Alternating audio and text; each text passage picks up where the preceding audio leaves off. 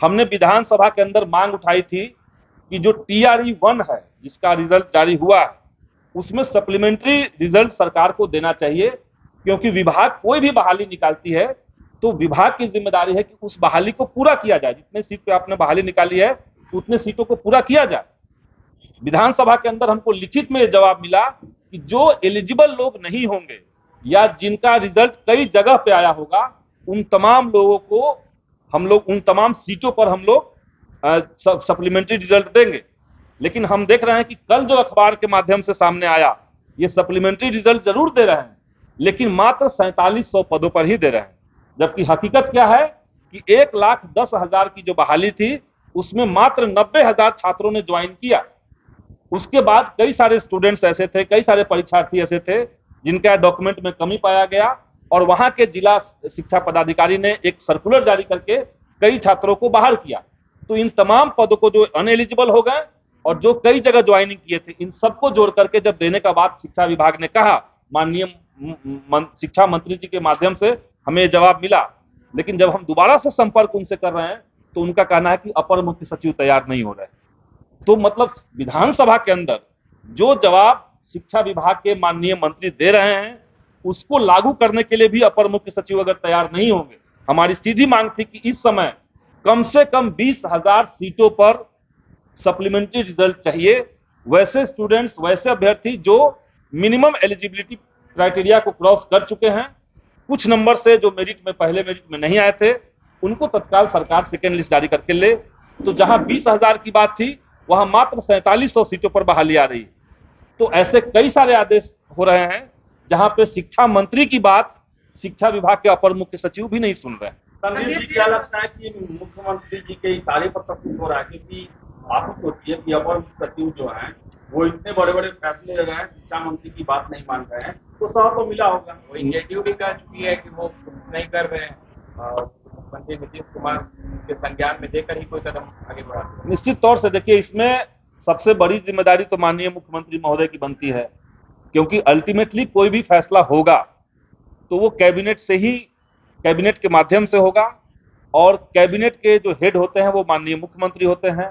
तो माननीय मुख्यमंत्री महोदय को ये समझना चाहिए, क्योंकि जनता दल यूनाइटेड के भी कई नेताओं ने, राष्ट्रीय जनता दल के कई नेताओं ने इस बात को कहा है कि ये जो संकट दिख रहा है शिक्षा विभाग में, इसका समाधान होना चाहिए। तो इसको करना है अल्टीमेटली माननीय मुख्यमंत्री महोदय को। तो उनसे हम ये कहेंगे कि पूरे परिदृश्य पर आप एक नजर रखें और एक पूरा चार्जशीट बन रहा है के पाठक के खिलाफ, एक पूरा फेहरिस्त है, एक लिस्ट है और वो लिस्ट हम लोग भी उनको सौंपेंगे। आज के प्रेस कॉन्फ्रेंस के बाद एक लिस्ट तैयार करके कि अभी तक क्या क्या गैर लोकतांत्रिक, गैर संवैधानिक कार्य किए गए हैं, शिक्षकों को डराने वाले और शिक्षा विभाग का नुकसान करने वाले फैसले हुए हैं, ये हम माननीय मुख्यमंत्री जी को लिख करके देंगे। शिक्षा विभाग में बड़े पैमाने पर धांधली रहा है, के पाठक किसी भी अभ्यर्थियों से मिल नहीं रहे, बात नहीं कर रहे, मुद्दे पर चर्चा भी नहीं कर रहे। यही उसमें काम सवाल है, आप बराबर कहते हैं शिक्षा विभाग में धांधली होता है, मिली भगत के काम होता है, तो के पाठक सुधार का काम कर रहे हैं तो आपको तकलीफ क्यों हो रहा है? आप पहले भी बोल चुके हैं इस बात नहीं, आप ये बताइए कि क्या शिक्षकों को डराना, जब पहले से ही बिहार के सारे स्कूल राष्ट्रीय और राज्य स्तरीय मानकों को पूरा कर रहा है, कितने दिन तक कक्षा चलनी चाहिए, कितने घंटे तक कक्षा चलनी चाहिए, ये तमाम मानकों को जब बिहार के सारे स्कूल पूरा कर रहे हैं, उसके बावजूद छुट्टियों को कटौती करना, कटौतियों करके एक अराजक वाला माहौल बना देना, हिंदू मुस्लिम माहौल बनाने के लिए भाजपा यहाँ बैठी हुई है। तो ऐसे में हम कैसे मान ले कि वो सुधारात्मक काम कर रहे हैं? दूसरी बात, क्या आपने ये भी सुना होगा कि शिक्षा विभाग ने यह भी निर्णय लिया है कि बिहार के सरकारी स्कूलों के अंदर निजीकरण को बढ़ावा देंगे, आउटसोर्सिंग कंपनियों के माध्यम से नाइट गार्ड की बहाली की गई है। जो सरकार के नियमावली के माध्यम से वहां का प्रबंध कमेटी ने जो बहाल किया है नाइट गार्ड को, उनको 5,000 वेतन मिल रहा है, लेकिन आउटसोर्सिंग कंपनी के माध्यम से बाद में अपर मुख्य सचिव ने बिना टेंडर के ठेका देकर के जो बहाली करवाया है, उनको 11,000 वेतन मिल रहा है। तो ये कैसा सुधार है? कोई सुधार इसमें नहीं है, बल्कि ये एक अराजक स्थिति पैदा करने की जा रही है शिक्षा विभाग के अंदर।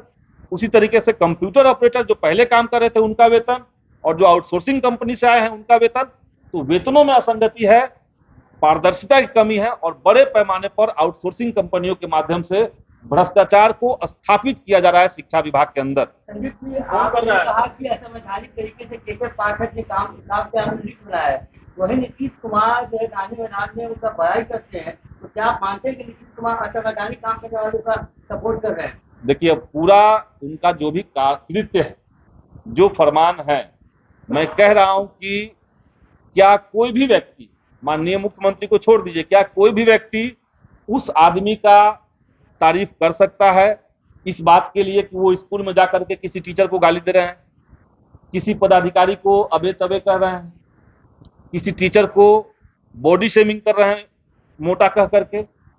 इसका तारीफ नहीं किया जा सकता है।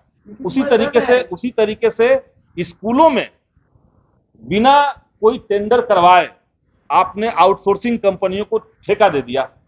आप जो है फलाने जिले में गेस्ट टीचर को अपॉइंट करवाइए, वहां पे सेंट्रलाइज तरीके से मिड डे मील का योजना आप चलाइए, वहां पे आप ये करवाइए। तो ये जो ठेका पट्टा सिस्टम है, मैं इसमें कह रहा हूं कि इसमें बड़े पैमाने पर पैसे का लेन देन हुआ है, विभाग के अंदर पैसा लिया गया है और जो भी बहालियां हो रही है उसमें भी पैसे लिए जा रहे हैं आउटसोर्सिंग कंपनियों के माध्यम से।